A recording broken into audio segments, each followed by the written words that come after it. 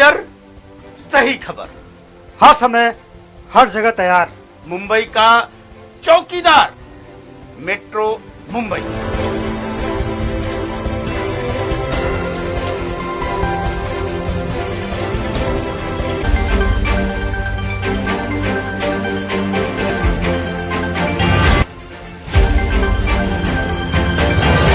बढ़ते हुए तेल के दाम और युद्ध के बढ़ते हुए तेवर को देख अंतर्राष्ट्रीय बाजारों में छाई मायूसी, सभी इंडेक्स में गिरावट। क्रिप्टो के भाव में मजबूती कायम, बिटकॉइन $42,000 और इथीरियम $3,000 के रेंज में। सोना चांदी के भाव में संतुलन, दोनों के भाव में हल्का मूवमेंट। डॉलर के भाव में हल्का उछाल, डॉलर बंद हुआ 76.30 रुपयों में। ब्रेंट के भाव में उछाल, अब $120 के रेंज में।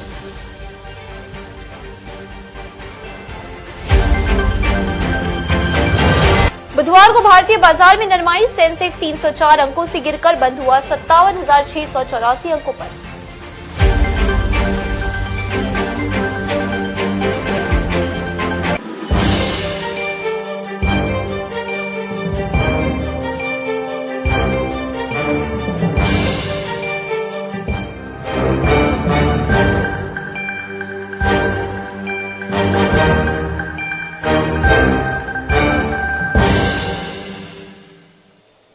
नमस्ते, आदाब, गुड मॉर्निंग, शुभ प्रभात। मेट्रो मनी में आपका स्वागत है। आप देखते हैं मेट्रो मुंबई, आपका सबसे लोकप्रिय निवासी चैनल। दोस्तों, पिछले कुछ दिनों में, पिछले कुछ महीनों में हमारे सबके घरों में एक बिन बुलाया मेहमान आया हुआ है और उस मेहमान का नाम है महंगाई। और ये जो महंगाई का दौर चला है, जो महंगाई जो मेहमान बन के हमारे घर में आई है, इसके तहत हमें आपको, हमारे आम आदमी को बहुत ही तकलीफ हो रही है। एक बड़ा ही बोझा खड़ा हुआ है और आगे चल के ये बोझा, ये तकलीफें शायद बढ़ेगी, ऐसा लग रहा है, क्योंकि अंतर्राष्ट्रीय बाजारों में तेल का जो भाव है वो कल $123 प्रति बैरल हुआ है। जो जंग छिड़ी है यूक्रेन और रशिया के बीच में, ये अंत होने का नाम नहीं ले रही है और महंगाई का जो तलवार है वो हमारे सबके सिर के ऊपर मंडरा रहा है। तो हमें क्या करना चाहिए इस बिन बुलाए मेहमान के साथ, इसके बारे में हम आज चर्चा करेंगे। इसके पहले हम एक रिपोर्ट देखेंगे जो हमारे ब्यूरो ने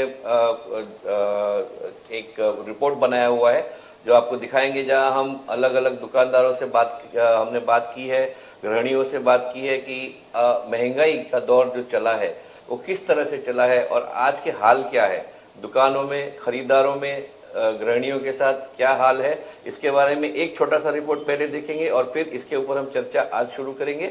तो अगर रिपोर्ट तैयार है तो शुरू किया। इस समय महंगाई से सब परेशान हैं। खाने पीने से लेकर रोजाना इस्तेमाल में आने वाली तमाम जरूरत की चीजों के दामों में लगातार इजाफा हो रहा है। महंगाई की नब्ज टटोलने के लिए हमारे रिपोर्टर राहुल शुक्ला ने सबसे पहले मुंबई के क्रॉफर्ड मार्केट का दौरा किया। में कई ऐसे बड़ी ब्रांडेड कंपनियों के माल थे, उनके भी प्रोडक्ट जो है वो कहीं न कहीं महंगे नजर आए। ऐसे में अगर देखें तो अभी हाल ही में हमने अमूल के जो कई ऐसे प्रोडक्ट हैं वो महंगे नजर आए। तो ऐसे में जो नेस्ले और ब्रिटानिया और डाबर जैसे कई ऐसे प्रोडक्ट हैं जिनके भी भाव लगातार बढ़ते नजर आ रहे हैं। ऐसे में हम मुंबई के क्राफ्ट मार्केट में हैं। आपको बता दें कि ये मुंबई का जो क्राफ्ट मार्केट इलाका है, एक बड़ा ही जो पे ग्रोसरी के प्रोडक्ट बोले और किराना स्टोर्स के बोले, तो इस तरीके के कई ऐसे प्रोडक्ट यहाँ पे आते हैं, लोग खरीदारी करते हैं और भी लोग आ रहे हैं। और यहाँ पर भी लोगों का ये साफ तौर पर कहना है कि हम भी महंगाई की मार झेलते नजर आ रहे हैं। क्रॉफर्ड मार्केट मुंबई का चर्चित मार्केट है। होलसेल और रिटेल मार्केटिंग के लिए यहाँ लोग दूर दूर से आते हैं। खाने पीने की चीजों से लेकर हर तरह की रोजाना इस्तेमाल में आने वाली चीजें यहाँ मिल जाती है। दाम भी बाकी मार्केटों की तुलना में थोड़े किफायती जरूर होते हैं, इसीलिए खरीदारी के लिए यहाँ हमेशा लोगों का तांता लगा रहता है। यहाँ ग्राहकी थोड़ी बढ़ी जरूर है, लेकिन बढ़ती महंगाई से दुकानदारों के धंधे पर असर पड़ रहा है।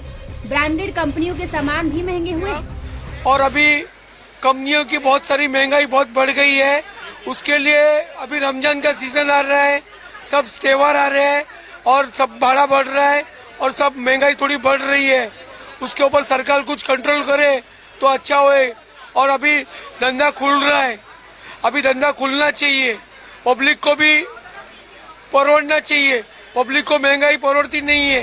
क्रॉफर्ड मार्केट मुंबई में पुलिस आयुक्त के दफ्तर के करीब है। काफी पुराना भी है और ऐतिहासिक भी।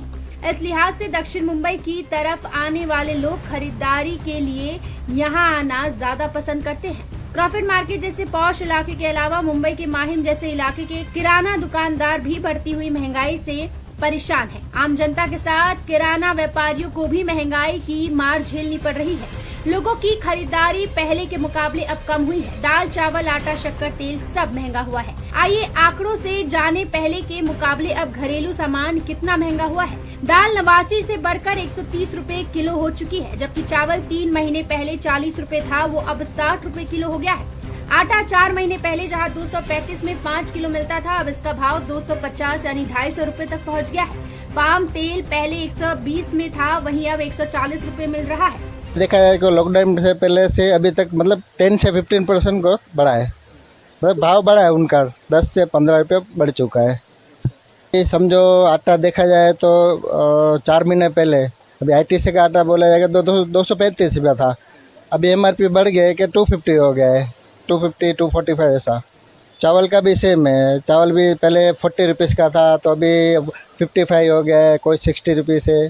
दाल का 89 था तो अभी समझो कि 130 है, 125 है, इस तरह पे। तेल तो बहुत अभी हाई हो गया कोरोना की वजह से, तो ये पहला समझो कि अभी पाम तेल खरीदते थे 120 के आसपास, तो अभी वही पाम तेल भी 145 140 हो चुका है। सर बहुत काफ़ी पड़ा है। हमारी मांग यही है कि जो ऑनलाइन और रिटेल का कोई जो डिफरेंट बहुत है वो मतलब सरकार से रिक्वेस्ट है कि वो थोड़ा ये करे। महंगाई की वजह से ये जो महंगाई है, हम लोग जो भाव डिस्ट्रीब्यूटर दे जो भाव दे रहे वही भाव ऑनलाइन बिक रहा है, तो हम कस्टमर हमसे क्यों खरीदे, लगे ऑनलाइन से ही खरीदेंगे ना। देखिए आपने माहिम के किराना दुकानदार की परेशानी। कमोवेश ऐसे ही हालात सुपरमार्केट वालों के भी है। किराना वालों और सुपरमार्केट वालों का दर्द एक सा है, दोनों ऑनलाइन वालों से परेशान है। बहुत कस्टमर कम हो गए, पहला बहुत अच्छा से आ रहे थे, लॉकडाउन का वजह से बहुत कस्टमर कम आ रहे। वो तो बहुत कस्टमर बोलते हैं ना, अभी इधर ये धाराई भी है, स्लम एरिया है, तो इधर आके बहुत कष्ट पे बहुत जन रहते हैं।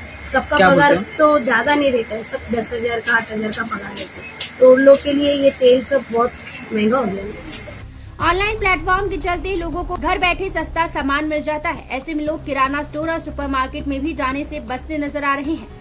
ऐसे में घरेलू सामान की बढ़ती महंगाई के चलते पहले के मुकाबले अब 30% ग्राहक कम हुए हैं, जबकि लॉकडाउन के बाद से 10 से 15% महंगाई बढ़ी है। वैसे खाने पीने की चीजों की सप्लाई करने वाली स्विगी और जोमेटो जैसी कंपनियां भी सूखी नहीं हैं। अब उन्हें भी सरकार को 5% टैक्स चुकाना पड़ रहा है। कुल मिलाकर महंगाई से दुखी सब है, कोई कम कोई ज्यादा। मेट्रो मुंबई के लिए राहुल शुक्ला, निशा ठाकुर के साथ हितेंद्र पवार की रिपोर्ट। दोस्तों आपने देखा महंगाई का दौर चल चुका है। 10 से 15% के बीच सारे दामों पदार्थों के दाम बढ़ चुके हैं। दाल, गेहूं, चावल, तेल, आप जो घरेलू सामान जो आप रोजमर्रा के सामान है ये जो खरीदते हैं इसके ऊपर दाम बढ़ गए हैं। अब इससे हमें लड़ने के लिए 2 चीज कर सकते हैं। एक तो घर बैठे रो सकते हैं, बोलते सरकार क्या कर रही है, सरकार ये करे, सरकार वो करे, सरकार फलाना करे, सरकार ढिमका करे। लेकिन हम ये सलाह देते हैं कि सरकार अपना काम करेगी, हमें क्या करना चाहिए बतौर एक नागरिक, बतौर एक कंज्यूमर, कि हमारी एक आय है, हमारा एक खर्चा है, हमारा एक बजट है, तो हमें इस महंगाई से लड़ने के लिए क्या रणनीति होनी चाहिए। तो आज हम मेट्रो मुंबई और मेट्रो मनी के जरिए ऐलान जंग करते हैं महंगाई के सामने। जनता बनाम महंगाई ऐलान जंग है। हम इस जंग को कैसे लड़ेंगे, इसकी रणनीति क्या होनी चाहिए, इसके बारे में हम रोज या हफ्ते में 3 दिन आपसे चर्चा करेंगे कि इस जंग में हमारी रणनीति क्या होनी चाहिए, इस रणनीति के कितने पहलू है और हर एक पहलू में कितने पड़ाव है और हर एक पड़ाव के लिए हमें क्या करना चाहिए, इसके बारे में हम चर्चा करेंगे। क्योंकि ये जंग लंबी है। शायद यूक्रेन रशिया का जंग पहले बंद होगा, लेकिन हमारी जंग जो महंगाई के साथ है वो आने वाले 12-24 महीने तक शायद चलेगी। तो इस जंग में हमें क्या करना चाहिए, इसके बारे में हम चर्चा करेंगे हर हफ्ते आपके साथ। आपको भी लाएंगे प्रोग्राम पे, आपकी भी टिप्पणी लेंगे, आपकी भी सलाह लेंगे। आज हमारे साथ हमारे स्टूडियो में आज जुड़ चुके हैं कमलेश शाह जी। कमलेश शाह जी नमस्कार, आपका बहुत बहुत स्वागत है इस प्रोग्राम में। आप आए, हमें बहुत अच्छा लगा, आपके कीमती वक्त आपने हमारे लिए स्पेयर किया। तो आप मेट्रो मनी और मेट्रो मूव में आपका स्वागत है। राजकुमार जी और प्रिया जी आए हैं तो उन्हें भी स्क्रीन पे लाया जाए। नमस्ते प्रिया जी, गुड मॉर्निंग। कैसे हैं? बढ़िया। राजकुमार नमस्ते जी, कमलेश प्रिया जी, की गुड मॉर्निंग। आवाज। नमस्ते। नमस्ते, गुड मॉर्निंग प्रिया जी। नमस्ते सर। राजकुमार जी हैं? हाँ बिल्कुल, उनको भी लाया जाए स्क्रीन पे। और हम प्रिया जी आज चर्चा करेंगे कमलेश जी इस जंग के बारे में जो महंगाई के साथ आम आदमी की छिड़ चुकी है, और हमें लग रहा है कि ये जंग जो है और ही इसके जो तेवर है और बदलेंगे। और आगे चल के प्रिया जी जैसे आगे चल के बताएंगे, तेल का भाव कल $123 प्रति बैरल हो चुका है, रुकने का नाम नहीं ले रही है, जंग नहीं रुक रहा है यूक्रेन रशिया का, और इसका जो प्रभाव हमारी अर्थव्यवस्था पे है वो साफ अभी दिख रहा है। हमने एक शॉर्ट स्टोरी अभी देखी जो हमारे रिपोर्टरों ने जोड़ के हमें दिखाई, जहां 10 से 15% के भाव एसेंशियल कमोडिटीज में, रोजमर्रा की चीजों में, तेल है, दाल है, चावल है, ये सारी चीजों में भाव बढ़े हैं। तो हमें क्या करना चाहिए, इसके ऊपर क्या रणनीति होनी चाहिए इस जंग में, इसके बारे में आज चर्चा करेंगे। और राजकुमार जी तो प्लीज जोड़ा जाए तो हम चर्चा शुरू करते हैं। इस रणनीति के कमलेश जी, प्रिया जी, मेरे हिसाब से 3 पहलू है। कौन से 3 पहलू है ये? एक, हमारा निवेश जो है उसमें वृद्धि। राजकुमार जी नमस्कार, गुड मॉर्निंग, आपका स्वागत है। नमस्कार राजकुमार जी। टेक्निकल टीम उनका फ्रीज हुआ फ्रेम आप देखिएगा। तो 3 पहलू है प्रिया जी, कमलेश जी। एक है निवेश, हमारा जो निवेश है उसमें वृद्धि होनी चाहिए, क्योंकि इन्फ्लेशन से या महंगाई से हमारा जो निवेश या कैपिटल है वो बरकरार रहना चाहिए, उसमें डेप्रिसिएशन नहीं होना चाहिए। तो उस निवेश कैसे करना है और किसमें करना है, इसके बारे में हम कुछ चर्चा करेंगे। दूसरा पहलू है खर्चा, खर्चे पे नियंत्रण। तो जब हम महंगाई से लड़ते हैं तो हमारा जो मंथली जो मासिक खर्चा है उसके ऊपर हम नियंत्रण कैसे कर सकते हैं, ये दूसरा पहलू है इस जंग का। और तीसरा पहलू है कि हमारी जो आय है, निजी आय, मैं निजी आय की बात कर रहा हूँ। आज हम नौकरी करते हैं, व्यवसाय करते हैं, कंसल्टेंसी करते हैं, शेयर बाजार में है, जो भी हमारा व्यवसाय हो, जो भी हमारी नौकरी हो, तो हमारी जो निजी आय है हमारे परिवार की, उसमें बढ़ोतरी कैसे हो। तो इस जंग में 3 पहलू, निवेश की वृद्धि, खर्चे पे नियंत्रण और आय में वृद्धि, ये 3 जो पहलू है, 3 रणनीति जो है हमारे जंग की, ऐलान जंग जो हमने किया है महंगाई के सामने, तो इस तीनों रणनीति में क्या क्या किस तरह की कैरेक्टरिस्टिक्स हमें क्या करना चाहिए, इसके बारे में हम चर्चा आज और आने वाले दिनों में करेंगे। यानी एक प्रोग्राम में तो नहीं होगा। तो आज हम निवेश के बारे में बात करेंगे, निवेश में जो रणनीति क्या होनी चाहिए और हमें क्या करना चाहिए। तो थोड़ा सा 1-2 चार्ट दिखाऊंगा कमलेश जी, प्रिया जी, राजकुमार जी, और फिर हम चर्चा शुरू करेंगे कि इन्फ्लेशन कितना बढ़ा है पिछले कुछ दिनों में, इन्फ्लेशन का रेट क्या है। अगर वो आप पहला चार्ट टेक्निकल टीम अगर दिखाए, धन्यवाद। तो आप देख सकते हैं रिटेल इन्फ्लेशन जो है कमलेश जी, इसकी 7 महीनों में, पिछले 7 महीनों में 6.1% है। और ये शायद अगर आप इसको देखें कि पिछले कुछ 7 सालों में काफी हाईएस्ट पहुंच चुका है।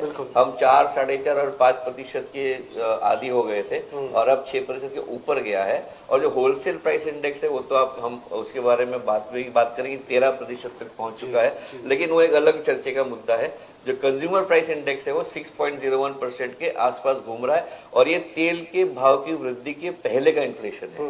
यानी आप समझ सकते हो कि अगर तेल के भाव की जो वृद्धि हुई है, जब उसको हम फैक्टर इन करेंगे तो ये 6%, शायद 6% नहीं रहेगा, ये 7 या 8% हो सकता है। अब इसके अलग अलग पहलू है कि ये 6% में फूड इन्फ्लेशन है अलग। तो वो अगर चार्ट दिखाए टेक्निकल टीम, जो दूसरा एक चार्ट है टेबल वाला, बड़ा एक टेबल है, वो अगर टेबल वाला चार्ट दिखाएं तो हाँ, थोड़ा सा इसको इन्फ्लेट करिएगा, यानी थोड़ा एक्सपांड करिएगा, तो आपको दिखेगा कि जो एसेंशियल फूड आइटम्स है, मीट एंड फिश है, सीरियल है, मिल्क एंड मिल्क प्रोडक्ट्स है, आप इसके भाव देखिए कि कितने बड़े हुए हैं। फूड एंड बेवरेज वगैरह है तो वो 6% से बिल्कुल ज्यादा है। तो जो आम आदमी को जो इफेक्ट होता है, और ये हमने लिया है इकोनॉमिक सर्वे से, ये हमारे सरकार का इकोनॉमिक सर्वे है 21-22 का, उसमें से हमने ये उठाया है।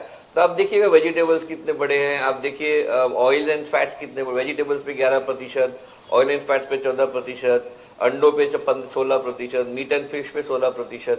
तो ये जो रोजमर्रा के चीजें हैं उसमें 6% नहीं है, उससे ज्यादा है। यानी इसका जो असर जो सीधा आता है आम आदमी पे आता है। तो ये बहुत जरूरी समझना है कि inflation is not 6%, it is more if you look at the consumption pattern of the common man. अब अब एक can you get the panelist back please on screen, thank you. तो राजकुमार जी, प्रिया जी और कमलेश जी, हमने क्या इन्फ्लेशन रेट है और क्या इम्पैक्ट है कॉमन मैन पे, ये भी दिखाया। अब निवेश को लेके हमें क्या करना चाहिए? अलग अलग इनपुट्स आ रहे हैं। कोई कहता है सोना ठीक है, गोल्ड में डालिए because it is most inflation proof. कोई लोग कहते हैं कि नहीं, सोना में डालते हैं तो इट इज नॉट प्रोडक्टिव, क्योंकि सोना आपके घर में रहता है तो आपका रुपया काम में नहीं आता है, तिजोरी में पड़ा रहता है। सोना सोना रहता है, बढ़ता नहीं है, तो आपको सोने में नहीं डालना चाहिए। ग्रोथ से ओरिएंटेड कंपनीज देखिए आप, अलग अलग, और जहाँ पे वृद्धि ज़्यादा होती है पैसे की वहाँ डालिए। लेकिन फिर दुविधा है कि हम इसको आइडेंटिफाई कैसे करें, रिस्क फैक्टर क्या है। तो पहले हम कमलेश जी से शुरू करें। कमलेश जी, आपकी राय में अगर मुझे मेरे निवेश को इंटैक्ट रखना है and make it inflation proof, यानी मुझे मिनिमम उतना रिटर्न आना चाहिए जितना कि इन्फ्लेशन है, यानी 6, 7, 8%।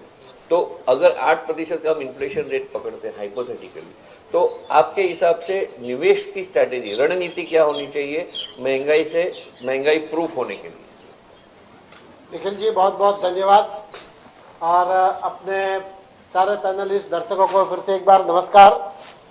आज जो विषय निखिल जी ने जो लिया है ना, मैं मानता हूँ कि वर्तमान समय का ये एक सबसे बड़ा मुद्दा भी है और देश के करोड़ों करोड़ों लोगों के लिए अपने जीवन मरण का प्रश्न कह सके ना, ऐसा ये मुद्दा है। अब ये जो महंगाई के सामने जंग छेड़ रहे हैं हम लोग, उसके बारे में मैं 2 मिनट निखिल जी आपसे लूंगा कि ये इसका बैकग्राउंड कैसे बना हुआ है। आपने बिल्कुल सही बताया कि अभी तो यूक्रेन रशिया की जंग के कारण ऑयल प्राइस के ऊपर की जो इम्पैक्ट आनी चाहिए वो अब इतनी आई नहीं है जी। लेकिन ये मैं दुर्भाग्य से कहूँगा कि पिछले 2 वर्ष हमने जो कोरोना काल देखा, तो उस कोरोना काल के दरमियान मैं ऐसा सोचता हूँ कि एक ऐसा समय रहा कि जहाँ पूरे विश्व में दुनिया का मुश्किल से कोई देश बचा होगा जिन्होंने अपने पूरी अर्थव्यवस्था को चरमराते देखा ना हो। दुनिया की कोई भी देश ले लीजिए, दुनिया के सबसे बड़े सुपर पावर अपन कंट्री यूएस को कहते हैं, तो अमेरिका भी कह रहा है कि पिछले 40 साल में उन्होंने जो महंगाई देखी नहीं है या जो इन्फ्लेशन देखा नहीं, वो उन्होंने देखा है। हमारे यहाँ एक बड़ी जनसंख्या, और जनसंख्या में भी अगर आप देखें तो एक मापदंड ये हो सकता है कि पिछले 10-12 महीने सरकार को 80 करोड़ गरीबों को 5 किलो गेहूं, 5 किलो चावल ऐसे मुफ्त में राशन देना पड़ा हम लोगों को।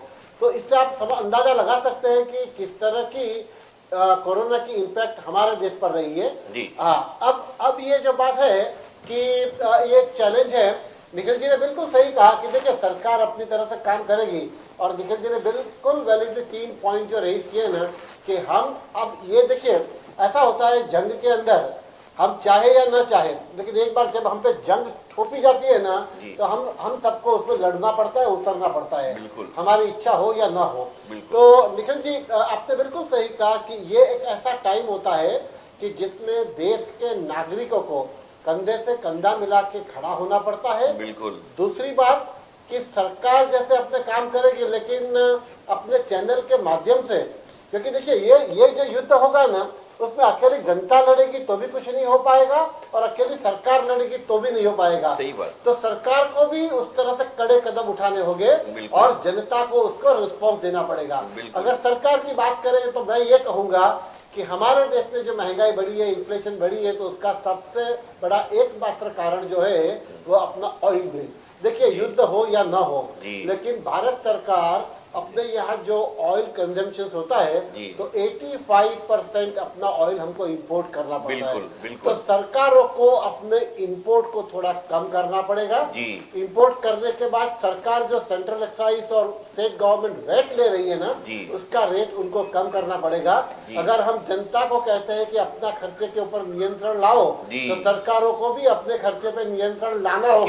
क्या बात है, बहुत बढ़िया बात। क्या बात। हाँ, एक छोटा आदमी तो बेचारा महीने 10-20 हजार रुपया कमाता होगा, अब 10-20 हजार रुपया कमाने वाला अभी फिलहाल तो उसमें से कैसे गुजारा करे वो उसके लिए चैलेंज है। तो वो बेचारा कहाँ से नया निवेश करेगा, वो मेरे लिए चिंता का विषय है। तो सरकारों को अपने, मैं ये रेशनिंग शब्द यूज नहीं करूंगा निखिल जी, लेकिन ऐसे में एक सुझाव देना चाहूंगा कि इंपोर्ट कम करके अपने पेट्रोलियम प्रोडक्ट से चलने वाले व्हीकल है उसके बहुत ही विवेकपूर्ण इस्तेमाल हो, बिन जरूरी उसका इस्तेमाल ना हो। बीच में दिल्ली में जिस प्रकार से एक एक्सपेरिमेंट किया था और इवन का, तो जनता स्वैच्छिक रूप से अपना व्हीकल एक दिन के लिए बंद रखे, एक दिन के लिए पब्लिक ट्रांसपोर्ट का यूज करे, तो हम ईंधन बचा सकते हैं। ये हमारा एक, मेरा ऐसा ये मानना है सरकार की भूमिका में। तो सरकार को भी, अभी सरकार को हम आय बढ़ाने के लिए नहीं कहेंगे, क्योंकि सरकार का आय बढ़ाना मतलब लोगों के ऊपर नया टैक्स डालना। बिल्कुल बिल्कुल, सरकार को अपना खर्चा कम करना है। लेकिन कमलेश जी, निवेश को लेके अगर मेरे पास आज 1 लाख रुपया है और मैं निवेश कर रहा हूँ और मैंने एफडी में रखा है, तो वो एक फिक्स्ड इनकम हो जाता है और वो इन्फ्लेशन प्रूफ नहीं है। तो उसके लिए अगर मुझे इन्फ्लेशन प्रूफ करना है, तो आपकी राय में मेरा इन्वेस्टमेंट स्ट्रैटेजी जो है, मेरी निवेश की जो रणनीति है, वो क्या होनी चाहिए? निखिल जी, बिल्कुल सही क्वेश्चन है आपका, क्योंकि क्या होता है कि निवेश करने के हमारे पास अनेक ऑप्शंस होते हैं। अब जैसे आपने बताया कि हम गोल्ड में निवेश कर सकते हैं, रियल एस्टेट प्रॉपर्टी में निवेश कर सकते हैं, हम स्टॉक मार्केट में निवेश कर सकते हैं, बैंक के एफडीज में, कंपनी के बॉन्ड डिवेंचर में कर सकते हैं। तो before you continue, I just show one chart of gold Kamlesh ji, फिर आप वहां से फिर से शुरू करें और फिर हम राजकुमार जी और प्रिया जी से टिप्पणी लेंगे। एक गोल्ड का चार्ट है। हाँ जी, धन्यवाद। देखिए, आप इसमें जो आपको जो ये चार्ट में दिख रहा है कि गोल्ड का जो रिटर्न है वो स्टैंडर्ड नहीं है। फ्लक्चुएशन देखिए, 0.4% से लेके 22% से लेके फिर गिर के फिर 30% से जाके फिर नेगेटिव होके -5% होके over the last 15 years, this is what it is showing. तो in the long term it is good, यानी लंबे समय के लिए ये चार्ट ये कह रहा है कि अगर आप 1 साल का अगर व्यू नहीं लेते हैं और अगर आप 5, 10, 15 साल का व्यू लेते हैं, तो आपको क्या इसमें रिटर्न मिलता है वो साफ नजर आ रहा है। तो ये चार्ट ये कह रहा है कि 10 साल का ये जो पहला बार है 5.7% का, वो 10 years का है। यानी 10 साल में गोल्ड ने, पिछले 10 साल में गोल्ड ने आपको 5.7% का रिटर्न दिया। लेकिन आप 15 साल का देखेंगे तो 11.6%, 20 साल का देखेंगे तो 12.4%। यानी जितना आप लॉन्ग टर्म देखते हो, अब 25 साल का और गिर रहा है, लेकिन आप अगर 20 साल में देखें तो 20 साल में सोना ने आपको 12.4% CAGR दिया है, कॉम्पाउंडेड एनुअल ग्रोथ रेट। तो मेरे ख्याल से अगर ये चार्ट देखें तो आपको लगेगा कि यार इससे तो बढ़िया क्या हो सकता है, क्योंकि गोल्ड तो आपका बिल्कुल कोई यानी डिप्रिशिएट होने की कोई गुंजाइश ही नहीं लग रही है। और वहाँ शेयर मार्केट जैसा है नहीं कि आज 10 रुपये और कल 0 हो जाएगा। तो एक रिस्क फैक्टर भी, रिस्क मिटिगेशन भी होता है। तो इस चार्ट को देख के तो ऐसा लगता है कि शायद ये बेस्ट है। लेकिन उसके बगल वाले चार्ट को अगर आप देखें, जो फ्लक्चुएशंस आप देख रहे हैं, तो तब पता चलता है कि यहाँ पे स्टेडी रिटर्न नहीं है, यहाँ पे वेरी अनस्टेडी रिटर्न्स है, बहुत ही स्पाइक्स और ट्राउज है। इस from that point of view सोने में investment from that short term perspective looks to be little risky. So your comments on this, and then we'll ask the other two panelists to come in. Thank you. Nikhil ji, जो आपने chart दिखाया, तो मैं ये कहूँगा कि वैसे किसी भी एसेट क्लास को अगर आप देखोगे ना, गोल्ड हो, रियल एस्टेट हो या इक्विटी हो, तो उसमें रिटर्न के लिए आपको वक्त देना पड़ता है। बिल्कुल। तो लॉन्ग टर्म तो रहेगा ही है। अब इसके साथ जुड़ा हुआ एक महत्व का प्रश्न जो है ना, वो है रिस्क। अब हर व्यक्ति की रिस्क लेने की कैपेसिटी अपनी अलग होती है। अब जब हम छोटे लोगों की बात करते हैं, मध्यम वर्ग के लोगों की बात करते हैं, तो मध्यम वर्ग अगर कहीं इन्वेस्ट कर रहा है और वो उसका इन्वेस्टमेंट का पैसा मान लो डूब जाता है, तो शायद वो बेचारा अपना 2 साल 3 साल की जो सेविंग्स होती है ना, वो गवा देता है। तो मेरी राय ये रहेगी, देखिए गोल्ड का दूसरा एक जो आपने बताया रिटर्न का, लेकिन छोटे इन्वेस्टर्स जो होते हैं ना, मैंने ऐसा देखा है कि वो गोल्ड में ट्रेडिंग नहीं कर पाते। यानी गोल्ड की मानसिकता ऐसी होती है ना, लिया और आपने घर में रख दिया उसको, फिर आप तो जब शादी के वक्त निकालो या बेटी की शादी हो जाती है तब उसको दे दो। सही बात जी। अब ये हम क्या देख रहे हैं कि आज अपने जब हम महंगाई के जमाने में जी रहे हैं, तो देखिए जी, एक बात तो मैं निश्चित कहूंगा अपने दर्शकों के लिए कि हम ऐसे समय में अब आ गए हैं कि हर व्यक्ति का अपना आय का जो स्तोत्र होता है ना, साधन, वो एक से ज्यादा होना चाहिए। आप you can not depend only on one income. हाँ, तो दूसरा ये होगा कि आपके पास जो छोटा मोटा सेविंग्स होता है उस सेविंग्स को आप निवेश करें। मैं ये सोचता हूँ निखिल जी कि आज इन्फ्लेशन के रेट के साथ आपको मैच करना हो तो बैंक की फिक्स डिपॉजिट भी मैच नहीं कर पा रही है, क्योंकि बैंक डिपॉजिट भी 5.5-6% देती है, लेकिन उसका एडवांटेज एक यही है कि वो 100% सिक्योर है। तो आपको कहीं ना कहीं कॉम्प्रोमाइज करना पड़ता है। तो मैं ये कहूंगा कि आपका इन्वेस्टमेंट जो होता है वो 50% आप सेफ एसेट क्लास में रखिए, जहां आपकी मूडी कैपिटल आपकी सेफ है, फिक्स डिपॉजिट जी। या और दूसरा मैं ये कहूंगा कि देखिए रियल एस्टेट का भी प्रॉब्लम क्या है। आप छोटे आदमी प्रॉपर्टी में अगर कहीं फ्लैट बुक करना है तो 1 करोड़ 2 करोड़ का फ्लैट होगा, इनिशियल डिपॉजिट भी 20-25 लाख मांगेंगे, तो छोटे मध्यम वर्ग के लोगों के लिए वो भी एक ऑप्शन नहीं है।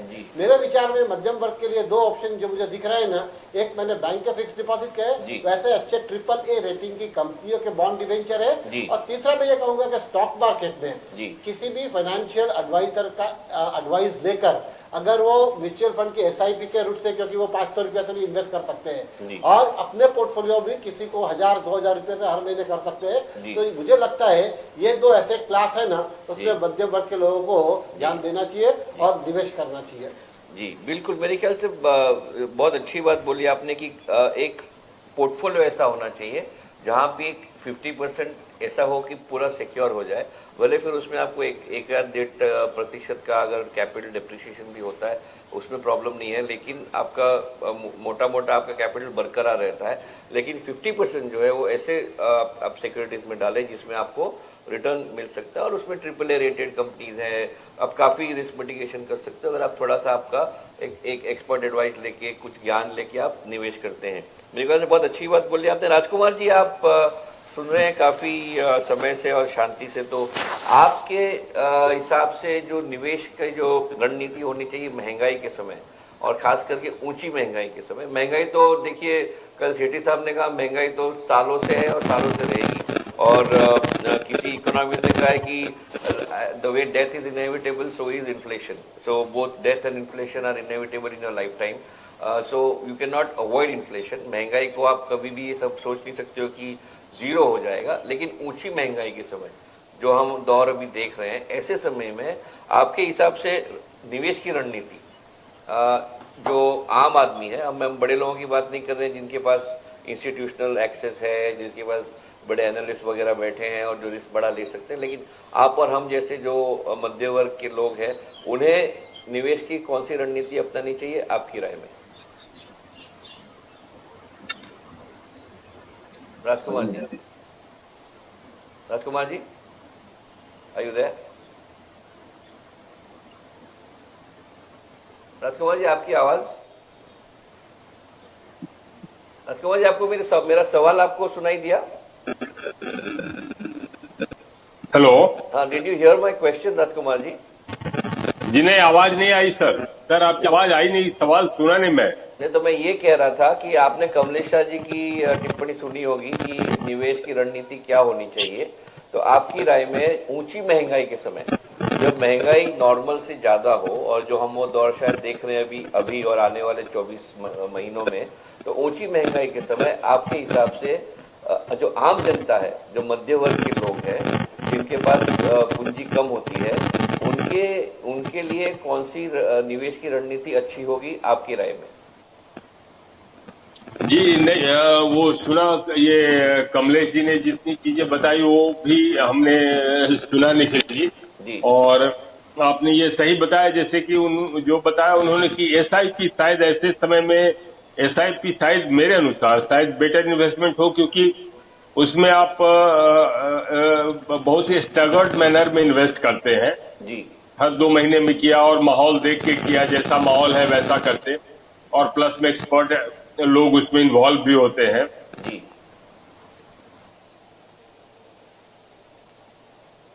गोल्ड की बात है तो गोल्ड तो आप जानते ही है कि ऑल वेदर इन्वेस्टमेंट है, उसमें कोई प्रॉब्लम है ही नहीं जी।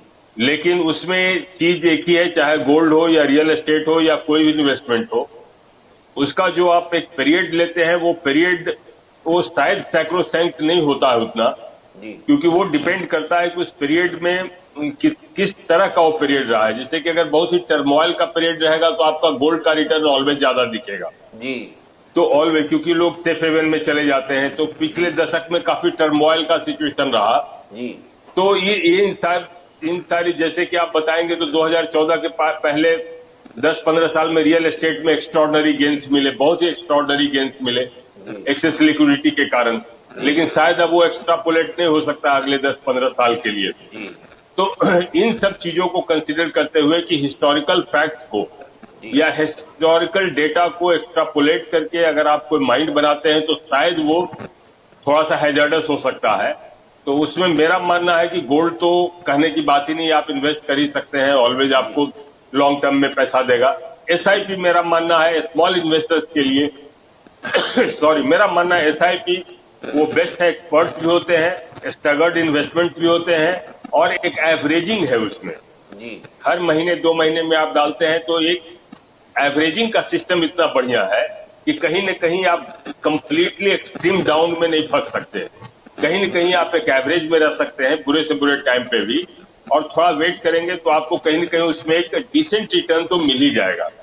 तो छोटे इन्वेस्टर्स के लिए मेरा मानना है कि शायद एसआईपी ऐसे समय में जब टर्मोइल इतना ज्यादा हो, इन्फ्लेशन ग्लोबल फिनोमिनन बन चुका है, सिर्फ इंडिया स्पेसिफिक रह नहीं गया है, तो ऐसे सिचुएशन में एसआईपी मेरा मानना है बेटर इंस्ट्रूमेंट है सेफ्टी के एंगल से compared to other instruments. So Rajkumar ji, SIP, I don't know whether you would want to give a straight answer to this, but SIP में एवरेज रिटर्न जो आपने पिछले कुछ सालों में देखा है उस पे कोई लाइट डाल सकते हैं? कितना क्या रिटर्न एक्सपेक्ट कर सकते हैं, एक रेंज की इतने रेंज में रिटर्न आता है SIP के तहत? निखिल जी, पहले पिछले 2-4 साल का तो आप नहीं देख सकते क्योंकि एसआईपी भी इक्विटी इन्वेस्टमेंट भी है, डेट भी है, तो पिछले तो बहुत ज्यादा इक्विटी में रिटर्न्स मिले। वो तो खैर उसको देख करके बहुत ज्यादा एक्सपेक्टेशन बिल्ड करना ठीक नहीं है जी। लेकिन एसआईपी के कॉन्सेप्ट को समझ करके अगर आप करेंगे, क्योंकि नॉर्मली वो लोग फ्रंट लाइन स्टॉक्स में करते हैं या AAA में करते हैं डेट में, तो उसमें आपकी सेफ्टी है और एक अच्छी चीज मैकेनिज्म जो है एवरेजिंग मैकेनिज्म कि आपको हर महीने 2 महीने वो एवरेज करते चले जाते हैं। So high single digits, 8-9%, 10% something we can expect? Ji. So we can expect that is the between 8 to 11%. Ji. That is the kind of return we must expect from any investment. Forget about SIP. If you don't get that kind of return, what's the use of putting all this money into some instrument? Other use, it's better if you put in FD and all that. तो कहने का मतलब वो तो sir 8 से 9, 10 से 11% तो चाहिए ही। इन्फ्लेशन है आपका 7%, तो बचा क्या आपके पास जी? तो वो चाहिए ही चाहिए। और उतना मेरा मानना है कि अगर तरीके की चीज में करें एसआईपी मेरा मानना है कि शायद स्मॉल इन्वेस्टर्स के लिए खास करके जिनका रिस्क एपेटाइट बहुत कम होता है उनके लिए ये सेफ्टी बेट हो सकता है। और गोल्ड, 2 चीज जी। और सो प्रिया जी से टिप्पणी लो, फिर गोल्ड पे वापस आऊंगा। Priya ji, your comments and then I will come back to one question on gold. Priya ji. जी सर, महंगाई जो है हम सब जानते हैं इनएविटेबल है, महंगाई बढ़नी ही है। अगर मान ले कि 6 महीने के बाद या 1 साल के बाद महंगाई कंट्रोल में आती है सपोज, तो भी जो दाम बढ़े हैं वो कम नहीं होने वाले हैं। तो महंगाई ऐसी चीज है जो हमें एक्सेप्ट करनी है और इसकी तैयारी हमें रखनी है। एक चीज है कि हमें एक बजट रखना है हर महीने, वो शायद लोग करते ही होंगे, बट अगर नहीं करते हैं तो ये बहुत जरूरी है। जो जरूरी चीजें हैं उस पर ज्यादा ध्यान देना है, फिजूल खर्च कम करना है, बजट रखना है हर चीज का। अगर इन्वेस्टमेंट की बात करें तो हर किसी का बजट अलग होता है, हर किसी का रिस्क लेवल अलग होता है। इन्वेस्ट करने के लिए एक तो गोल्ड एक ऑप्शन है, FD है जिसमें सब रखते हैं फिक्स डिपॉजिट में, लेकिन over the years fix deposit की रेट्स थोड़े कम हो गए हैं। तो मैं राजकुमार जी से सहमत हूं कि SIP जो है वो बहुत ही अच्छा ऑप्शन है, और उसमें भी काफी सारे SIPs हैं। तो अगर आप इंडिविजुअल एक्सपर्ट एडवाइस नहीं चाहते हैं तो आप बैंक के थ्रू भी कर सकते हैं, क्योंकि वो आपका पोर्टफोलियो इस तरह से हैंडल करते हैं कि आपका रिस्क लेवल कम हो जाता है। और उसमें इन्वेस्टमेंट भी अच्छा आता है। एसआईपी में ऐसा कहते हैं कि अगर लंबे समय तक रखेंगे तो उसमें ज्यादा फायदा है, लेकिन अगर आप शॉर्ट टर्म भी करते हैं तो बिटवीन 10 to 15% मिनिमम आपको उसमें मिलता है साल में। और एफडी से कंपेयर यस और फिक्स डिपॉजिट जो है वो काफी कम हो गया है। कुछ 4 साल पहले मैं जानती हूँ 7.5% था, अभी वो कुछ 5% हो गया है, तो रिलेटिवली काफी कम मिलता है। But then again it depends on people कि उनका रिस्क लेवल क्या है। अगर वो थोड़ा सा भी रिस्क लेना चाहे तो बैंक के थ्रू एसआईपी करना बहुत सेफ रहता है। बिल्कुल, मेरे ख्याल से आई थिंक ये एक सॉर्ट ऑफ यूनानिमस ओपिनियन है आप तीनों का कि SIP is probably the best option for the middle class, यानी हम मध्यवर्गीय लोग हैं जिनके पास एक पूंजी जो बहुत ही लिमिटेड है, बहुत ही सीमित है। तो उस जो छोटी सी पूंजी है उसको अगर हमें सेफ रखना है, सुरक्षित रखना है और अच्छी रिटर्न भी चाहिए, तो एसआईपी एक मोड ऑफ इन्वेस्टमेंट है जो सबसे बेस्ट लग रहा है। और आपको आपके पास चॉइसेस है किसके पास जाएं आप। बड़े म्यूचुअल फंड्स है, बड़े बैंक है जो आपको एडवाइस देंगे और आपके लिए निवेश करेंगे। तो ये आप एक्सपर्ट एडवाइस देके अच्छी जो कंपनियां, अच्छे जो इंटरमीडिएट है उनके पास जा सकते हैं और आपका निवेश बरकरार भी रहेगा और आपको इतना रिटर्न मिलेगा कि महंगाई से आपकी कैपिटल बची रहेगी और ऊपर कुछ आपको घर में भी आ सकता है। इसकी पूरी गुंजाइश है, subject to war and subject to a black swan event, जो हम कभी भी प्रेडिक्ट नहीं कर सकते। सोने के बारे में एक सवाल आप तीनों को है कि अब जब गवर्नमेंट ने गोल्ड ट्रेडेड फंड या एक्सचेंज ट्रेडेड फंड गोल्ड के निकाले हैं, जहां आपको फिजिकल डिलीवरी सोने की नहीं लेनी चाहिए, लेना जरूरी नहीं है और आप एक कागज के बल पे सोने में इन्वेस्ट कर सकते हो, तोला, 1 तोला, 2 तोला, 3 तोला। और आपको आपके पास ऐसा है कि गोल्ड है और गोल्ड नहीं भी है, क्योंकि आपके पास एक कागज है, लेकिन आपका जो पैसा है वो अनप्रोडक्टिव नहीं है। तो इसमें फ़र्क क्या है, दर्शकों को बता दूं कि अगर आप आज सोना खरीदते हो तो सोना जो है वो आपकी तिजोरी में रहता है, वो प्रोडक्टिव नहीं होता है। सोने अपने आप में बढ़ोतरी नहीं कर सकता अपने आप में, लेकिन आपका पैसा अगर आप सरकार को देते हो, सोना आपके पास रखते नहीं हो, सिर्फ एक सर्टिफिकेट आता है आपके पास, सोना भी सरकार के पास रहता है, आपका पैसा भी सरकार के पास रहता है।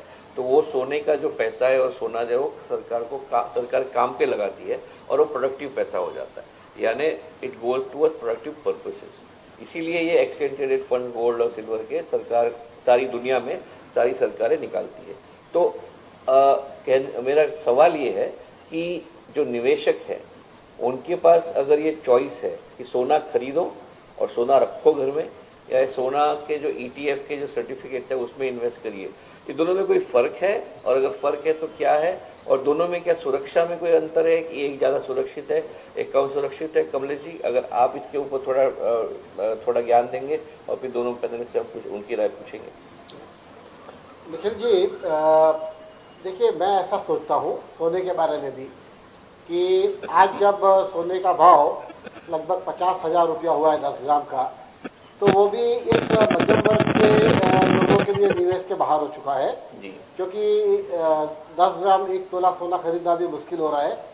और आपने ये जो बताया बिल्कुल सही बताया कि सोना एक ऐसा इन्वेस्टमेंट है जिसे हम डेड इन्वेस्टमेंट कहते हैं, कि आपने घर में तिजोरी में रख दिया तो उसमें सामने आपको ईयरली कुछ रिटर्न नहीं मिलता है, और कभी 10 साल 15 साल के बाद आपने बताया वैसे शादी का टाइम हो तब आप बेचो और आप कुछ पैसा लो, वो अलग इशू हो जाता है। लेकिन अगर आपकी दैनंदिन जरूरत के लिए एक दूसरा एडिशनल इनकम के रूप में अगर आप कुछ सोच रहे हो, तो ये एक्सचेंज ट्रेडेड फंड्स द्वारा जो सर्टिफिकेट्स इश्यू होते हैं वो मुझे लगता है एक अच्छा ऑप्शन है, क्योंकि उसमें आप एक तो निवेश के भी एक अमाउंट छोटा रहेगा, और जहाँ तक मेरी जानकारी है निखिल जी, वो भारत सरकार ने भी जो बॉन्ड इशू किए हैं वो 2.5% के आसपास इंटरेस्ट पे कर रहा है, 2.5%। हाँ, तो क्या होता है, आपको कुछ तो भी रेवेन्यू चालू होता है। और जो मैंने पहले आगे अपने पार्ट में मैंने बताया था कि देखिए, छोटे इन्वेस्टर्सों के लिए सबसे अहम मुद्दा होता है ना, वो उसके सिक्योरिटी होती है। इन्वेस्टमेंट की सिक्योरिटी उसके लिए इसके लिए जरूरी होती है कि अगर उसका पैसा अगर कहीं समझो टूट गया, डूब गया या जीरो हुआ, तो उसको वो कैपिटल खड़ा करने के लिए जीवन के वापस 5-10 साल निकल जाते हैं। तो मैं सोचता हूँ ये भी एक अच्छा ऑप्शन है और इसमें भी थोड़ा निवेश करना चाहिए, ऐसी मेरी राय है। बिल्कुल। और तो दोनों पैनलिस्ट से पूछूंगा और फिर थोड़ा आगे खबरों के बारे में बात करेंगे। तो पहले Rajkumar ji, gold ETF, silver ETF, your opinion as oppose to physical delivery of gold, आपकी कोई राय? ऐसी है कि अगर हमको पर्सनली कहा जाए तो मैं ETF के थ्रू करना चाहूंगा निखिल जी, क्योंकि उसमें मैन्यूवरेबिलिटी काफी ज्यादा है मेरे लिए। एग्जिट, एंट्री, लिक्विडिटी, वॉल्यूम हर तरह का है, सेफ्टी है, रिस्क कुछ है नहीं, तो मैं उसमें करना चाहूंगा। और किसी भी पॉइंट इन टाइम में अगर हमको इतना है कि हमको फिजिकल गोल्ड ही लेना है तो आप ETF से एग्जिट ले करके आप फिजिकल ले सकते हैं। तो हर तरह का ऑप्शन और फ्लेक्सिबिलिटी आपको है। तो गिवन दी चॉइस फिजिकल और इसमें से कितना ही यहाँ पे आपको और कई फीचर्स मिल जाते, कई मैन्यूवरेबिलिटी मिल जाती, तो आप उन सब चीजों को यूज कर सकते हैं, आपकी फ्लेक्सिबिलिटी है। तो ETF के थ्रू ये आप कर सकते हैं। तो मैं हमको अगर चॉइस दिया जाएगा तो मैं तो ETF के थ्रू ही करूंगा। प्रिया जी को मैं पूछूंगा थोड़ा, I might pardon me for being a little gender discriminatory, but women typically like to hold the gold, सोना, और ये आभूषण है, सोने के आभूषण है, सोने की चूड़ियां हैं, सोने की इयररिंग्स है, बालियां हैं, तो उनको हम बोले कि ये कागज दीजिए, अब मैंने आपको 10 तोला लाया, तो मुझे घर से निकल देगी मेरी बीवी की ये क्या लाए आप, सोना कहाँ है, मुझे तो पहनना है, मुझे तो रखना है, मुझे तो देखना है। तो my apologies if I'm being gender discriminatory, but Priya ji from and I'm very serious about this from an Indian perspective, हमारी जो गृहिणियां हैं उनको सोना तिजोरी में रखना, हाथ में रखना, इसमें कि ये मेरी बड़ी बेटी के लिए है, मेरी छोटी बेटी के लिए है, ये जो बाली है वो बीच वाली लड़की के लिए है, जो मेरी बहू आएगी तो मैं उसको दूंगी। तो ये जो एक साइकोलॉजिक मनसा है हमारे गृहिणियों में, तो ये शायद इसीलिए जो ETF फंड इतने सक्सीड नहीं हो, जो मैं देख रहा हूँ इतने पॉपुलर नहीं है, क्योंकि अभी भी हमारी मनसा ये है कि सोना जो है वो हमारे घर की बेटियों के लिए और बेटों के लिए है, तो हम कागज के रूप में कैसे दें इसको। कोई राय आपकी इसके बारे में? जी सर, बिल्कुल आपने बिल्कुल सही कहा कि हमारे यहाँ पे एक इंडियन मेंटालिटी है कि गोल्ड इज वेरी इंपॉर्टेंट, बेटियों के लिए, बहू के लिए, सबके लिए। तो ये एक पर्सनल चॉइस है कि कैसे रखना चाहते हैं आप गोल्ड को। अगर आप मेरी बात करें, you will be very surprise कि I am not a gold person. तो मुझे अगर चॉइस है तो मैं ETF लूंगी। You have diamonds. Because no sir, not even diamonds. Okay. So I would opt for ETF because I think कि वो उसमें रिस्क भी कम है और it is more safer. So I would opt for ETF. Rajkumar ji, अभी trend change हो रहा है। Rajkumar ji, your comment. जी, मैं ये बोला था कि अगर इतना ज्यादा है जैसे आपने बताया कि सही में इसके साथ एक सेंटिमेंटल वैल्यू अटैच है, खास करके हमारे हाउस होल्ड में और फीमेल वगैरह का, तो एक हो सकता है कि ये थोड़ा सा लाफेबल लगे या रिडिकुलस लगे, तो मैं तो उनको सजेस्ट करूंगा कि ETF के थ्रू आप करो, कमाई भी हो जाएगी और इमिटेशन ज्वेलरी आप पहन लो ना, दुनिया देख भी लेगी कि आपके पास गोल्ड तो है ही ना कान में। और मेरे ख्याल से ये जमाना आया है शायद जो जनरेशन Z है, जो Z जनरेशन में, not object to what you are saying and they love it, but generation X and before that me and Kamlesh and you, our wives will probably say what the hell are you talking about. Nikhil ji, मैं एक comment इसके ऊपर करना चाहूँगा कि आपने जो पूछा ना कि इसको एक इमोशनल वैल्यू भी है, लेकिन अब एक फर्क मैंने ये देखा है। अच्छा, बात बता दो, कमलेश जी के लड़के की शादी है तो शायद बहू के लिए कुछ रखा होगा आपने, तो ये बता दीजिए आप। निखिल जी, आपने जो कहा ना, अब देखिए कि अब मेरे मदर के जो ऑर्नामेंट हो गए, यानी वो 50 साल पुराने हैं, तो मैं नहीं मानता कि मेरी जो आने वाली बहू होगी वो पुराने ट्रेडिशनल टाइप के जो ऑर्नामेंट है वो पसंद करेगी, तो वो तो वही कहेगी कि मुझे ETF फॉर्म में आप दे दीजिए, मैं मेरी तरह से सिलेक्ट कर लूंगी, तो वो भी शायद ETF ही पसंद करेगी।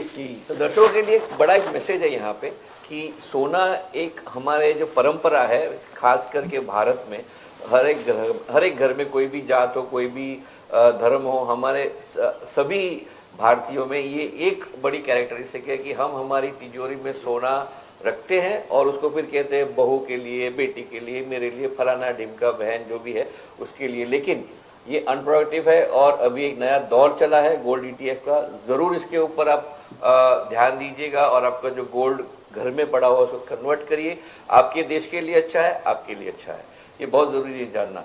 तो मेरे ख्याल से गोल्ड और SIP, ये दो चीज़ आज की हमारे चर्चा से निकल रही है कि जो महंगाई की जो ये जंग है, जो ऐलान जंग हमने किया महंगाई के सामने, उसमें जो निवेश की रणनीति है उसके दो पहलू है, एक गोल्ड, सोना, और सोना के अपने आप में दो पहलू है, एक फिजिकल गोल्ड और एक ETF, और दूसरा है कि जब आप शेयर में निवेश करते हैं तो SIP में जाइए। SIP यानी सिस्टमैटिक इन्वेस्टमेंट प्लान, बहुत जरूरी है। ये करिएगा। तो इसके साथ हम आज की इस टॉपिक पे चर्चा खत्म करते। क्विकली हम जो कल हुआ मार्केट में उसके ऊपर प्रिया जी आप थोड़ी टिप्पणी करें। टेक्निकल टीम से रिक्वेस्ट है कि प्रिया जी को स्क्रीन पे एक तरफ ले और कल वाले आंकड़े आए और प्रिया जी आप विश्लेषण करिए, फिर हम 2 मिनट चर्चा करेंगे उसके ऊपर। प्रिया जी। जी बिल्कुल सर, अमेरिकन मार्केट्स कल नीचे रहे। एक तो ये है, सॉरी मैं to interrupting, please have Priya ji also on the screen on one side. Go ahead Priya ji. जी सर, मार्केट कल नीचे रहे, अमेरिकन मार्केट नीचे रहे। वहाँ पे इकोनॉमिक डेटा जो है वो कल होम सेल्स का डेटा आया है और फरवरी महीने में 2% डाउन है होम सेल्स। एक ये रीजन है और दूसरा के वॉर जो चल रहा है, युद्ध का कोई नतीजा नहीं निकल रहा है, इट्स जस्ट गोइंग ऑन। आज मीटिंग है प्रेसिडेंट बाइडेन की नेटो और ईयू लीडर्स के साथ, 2 दिन का समिट है, आज और कल मीटिंग है। तो देखते हैं इसका क्या नतीजा निकलता है, इस पर काफी उम्मीदें हैं मार्केट को। जी आगे अगर यूरोप देखें तो यूरोप में इन्फ्लेशन जो है वो काफी ऊपर है। हमें जनवरी में अमेरिका से फिगर आए थे कि 40 ईयर हाई पे है इन्फ्लेशन, तो उसी तरह यूके में 30 इयर्स हाई पर है इन्फ्लेशन। फरवरी में 6.2% है इन्फ्लेशन, इट्स वेरी हाई। और ऐसा नहीं है कि सिर्फ एसेंशियल आइटम्स है या गुड्स एंड सर्विसेज है उनके प्राइसेस हाई है, बट एवरीथिंग इज हाई। तो सारे कॉस्ट सब कुछ ऊपर है, इन्फ्लेशन बहुत ही तेजी पर है वहाँ पे। तो यूरोप भी देख सकते हैं कि नीचे है। एशिया अगर देखें तो एशिया कल ऊपर बंद हुआ, लेकिन आज सुबह इट ओपन डाउन, नीचे था आज और अभी फिर से ऊपर है। और इसका कारण मार्केट की वॉलेटिलिटी है। एक जो है आज मीटिंग चल रहा है, ऊपर से ये जो असर है मार्केट के ऊपर, तो काफी वॉलेटाइल है एशियन मार्केट भी। तो कोई expected any meetings are expected Priya ji in terms of oil or any OPEC meetings or any news coming this week or all news has come in already? नहीं sir, अभी कोई meeting नहीं है। अब OPEC की meeting next month होगी, it will be I think by next week, first week of April में meeting होगी। बाकी तो कोई मीटिंग नहीं है इस वक्त। जो प्रेसिडेंट बाइडेन की मीटिंग है वही है, उसके लिए सब राह देख रहे हैं। क्योंकि जो तेल का भाव है प्रिया जी मेरे ख्याल से बहुत ही निर्भर है इस पे कि ओपेक अपना उत्पादन बढ़ाती है कि नहीं। और ईरान जो है, ईरान का जो सप्लाई है, जो मेरे ख्याल से भारत के साथ तो बात चल रही है सेपरेटली ईरान की कि वो रेडी है भारत को तेल सप्लाई करने के लिए, और मेरे ख्याल से कोई चर्चा भी चल रही है। आप पैदल से लाएं स्क्रीन पे, और मेरे ख्याल से ये जो चर्चा चल रही है ईरान के तेल के बारे में, उससे शायद हमें कुछ राहत मिले। लेकिन जो 123 का भाव है हमारे लिए बहुत ही नुकसान है। भारतीय मार्केट अभी स्टडी है, 57 पॉइंट्स अप है बॉम्बे स्टॉक एक्सचेंज। राजकुमार जी कोई राय मार्केट को, इंडियन मार्केट्स को लेकर? रेंज बाउंड ही रहेगा, इसमें कहीं दो इसमें कहीं दो नहीं कि मार्केट रेंज बाउंड रहेगा। और ये अनफॉर्चुनेटली ये यूक्रेन का वार अभी जिस ढंग से प्रोलॉन्ग कर रहा है, इसके चलते अनसर्टेनिटी भी बढ़ती चली जा रही है। तो अभी मार्केट के बारे में पूरी तरह से रेंज बाउंड ही लग रहा है, इसमें कोई भी डायरेक्शन डिफरेंट लग रहा है। निखिल जी क्या? बिल्कुल मेरे ख्याल से, और जैसे आपको स्विंग भी दिखता है, मैं रोज देखता हूँ, आज 200 बढ़ा, कल 150 गिरा, फिर 100 बढ़ता है, फिर 80 गिरता है। तो यानी एक बहुत ही लिमिटेड रेंज में मार्केट मूव हो रहा है। तो सेक्टर स्पेसिफिक, स्टॉक स्पेसिफिक होना जरूरी है, और शायद जैसे हमने बोला SIP में पैसा डालेंगे तो इस वक्त अच्छा रहेगा। कमलेश जी कोई राय आपकी मार्केट के ऊपर? नहीं निखिल जी, बिल्कुल बात सही है कि जिस प्रकार के ग्लोबल सिचुएशन हम देख रहे हैं, तो वो देखते हुए मार्केट कुछ समय तक एक वॉलेटाइल रहेगा। और जैसे हम कहते हैं ना कि मैंने एक डिबेट में कहा था कि मार्केट में 1% 1.5% की अप एंड डाउन रोज की होना वो एक स्वाभाविक बात होगी। और ऐसे समय में मेरी तो यही राय रहेगी इन्वेस्टर्स को कि आप जब मार्केट करेक्शंस के मोड में होते हैं तो उस समय में अच्छी कंपनियां की डेफिनेशन मेरे हिसाब से यही है, इंडस्ट्री लीडर, मार्केट लीडर। वैसे अच्छी कंपनियों में थोड़े पैसों डाल के निवेश करते रहे तो आपको आगे चल के उसका अच्छा फायदा होगा। जी बिल्कुल। चलते चलते एक और छोटी सी स्टोरी देखते हैं महंगाई पे, जो हमारे रिपोर्टरों ने जोड़ी थी महाराष्ट्र के संबंध में। टेक्निकल टीम अगर वो सेकंड स्टोरी रेडी है तो प्लीज उसको दिखाएं। Thank you. देश भर में घरेलू गैस सिलेंडर 50 रुपए महंगा हो गया है। देश भर में महिलाएं सरकारी फरमान के बाद नाराज है, लेकिन महाराष्ट्र की गृहिणियां खुश है और सरकार की आभारी भी है।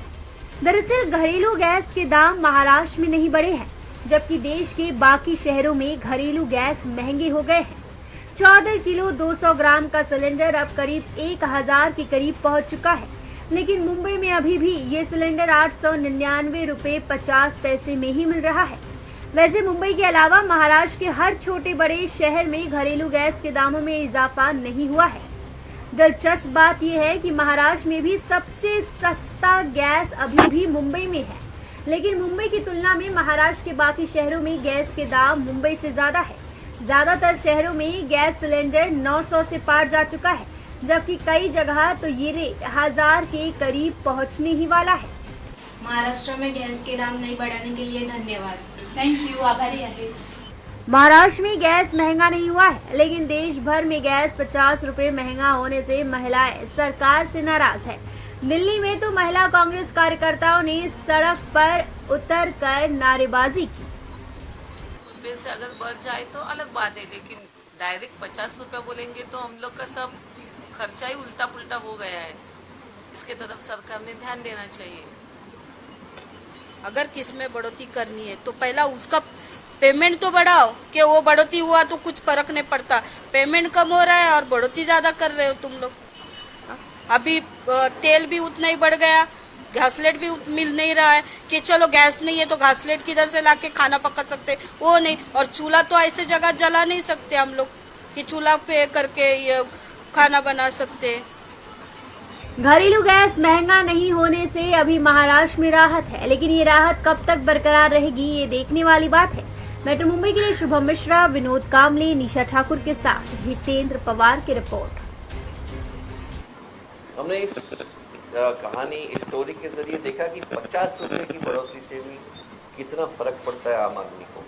आप और हम शायद 50 रुपया ऐसे ही खर्चा करते हैं, लेकिन जो आम आदमी है, जो हमारी जनता है, जो बॉटम ऑफ पिरामिड में है, 50 रुपये जो सिलेंडर का भाव बढ़ा है उससे भी कितना दुख पहुंचा उनको, उससे भी बजट उनका कितना अनाप शनाप चेंज हो जाता है, ये देखने वाली बात है। और इसके ऊपर इसलिए हमने ऐलान जंग किया है कि आगे चल के हम इसके ऊपर मुहिम करेंगे और इसके ऊपर हम जंग कैसे लड़ी जाएगी, रणनीति क्या होनी चाहिए, इसके बारे में हम और चर्चा करेंगे। तो आज हमने निवेश के बारे में बात किया कमलेश जी, राजकुमार जी, प्रिया जी। तो हम चलते चलते आपसे क्लोजिंग कमेंट्स लेंगे, फिर प्रिया जी तो फिर राजकुमार जी तो फिर आज का प्रोग्राम यहाँ समाप्त करेंगे। कमलेश जी क्लोजिंग कमेंट्स करेंगे। जी निखिल जी, मुश्किल दौर से हम गुजर रहे हैं, ये सच्चाई है जी। और ये दौर कितना लंबा चलेगा वो अभी कहना मुश्किल है जी। लेकिन बिल्कुल सही सलाह हमने आज अपने दर्शकों को दी है कि आप अपने खर्चों के ऊपर नियंत्रण करें। कुछ खर्चे हम बिल्कुल नियंत्रण में ला सकते हैं, जैसे कि ट्रांसपोर्ट के खर्चे हैं, अपने गाड़ियों का इस्तेमाल कम करें, पब्लिक ट्रांसपोर्ट का ज़्यादा करें। फिजूल खर्चे जो हम करते हैं उसको हम कम कर सकते हैं। हम अपनी बिजली का खर्चा कम कर सकते हैं।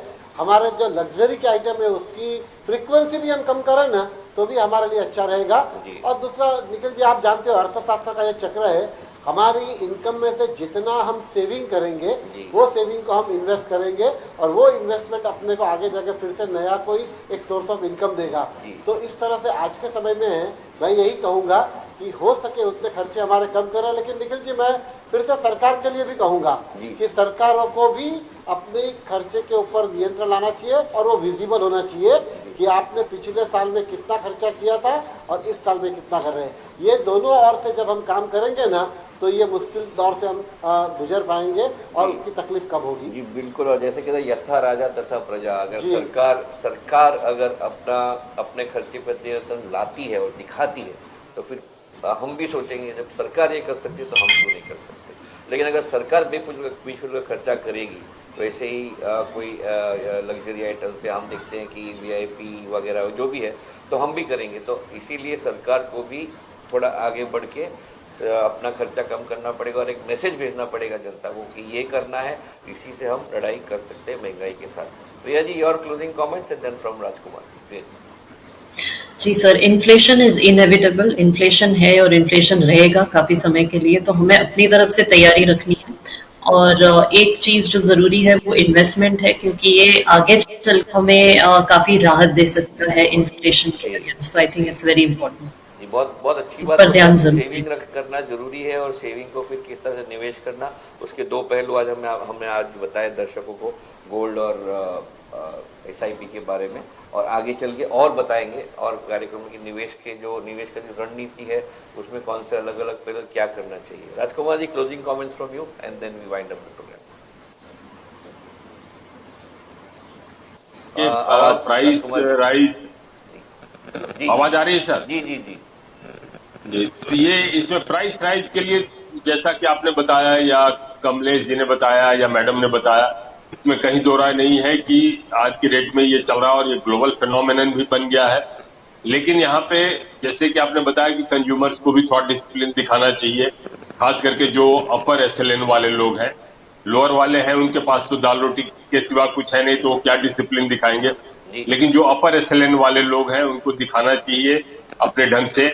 और इसके लिए जहां तक मैं थोड़ा सा इसमें हटके, इसमें गवर्नमेंट के पॉलिसीज भी रेस्पॉन्सिबल है, जो खास करके होलसेल प्राइस जो काफी बढ़े उसके लिए गवर्नमेंट रेस्पॉन्सिबल है। ये मेरा जी राजकुमार जी, डोल आउट करने का स्कीम किया था कोविड में, वो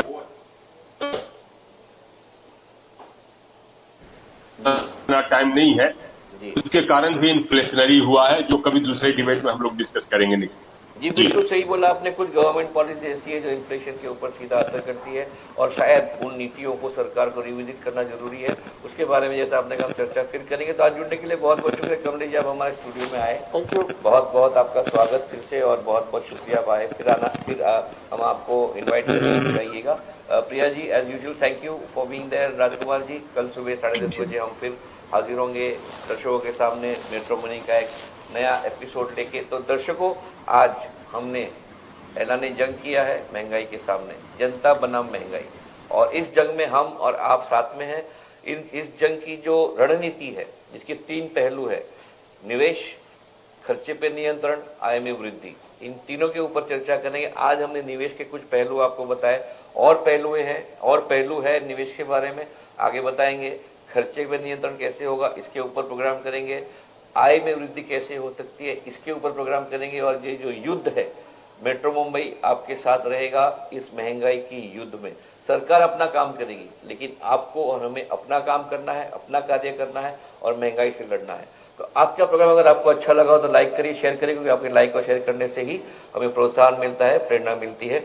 और अगर कोई सुझाव हो, कोई टिप्पणी हो आज के विषय पे, अगर आपके पास कोई सुझाव हो कि हम खर्चा कम कैसे कर सकते हैं, आय की वृद्धि कैसे कर सकते हैं, निवेश कैसे करना है, हमें लिखिएगा metromumbai@metromumbailive.com, metromumbai@metromumbailive.com पे, metrommoney@metromumbailive.com।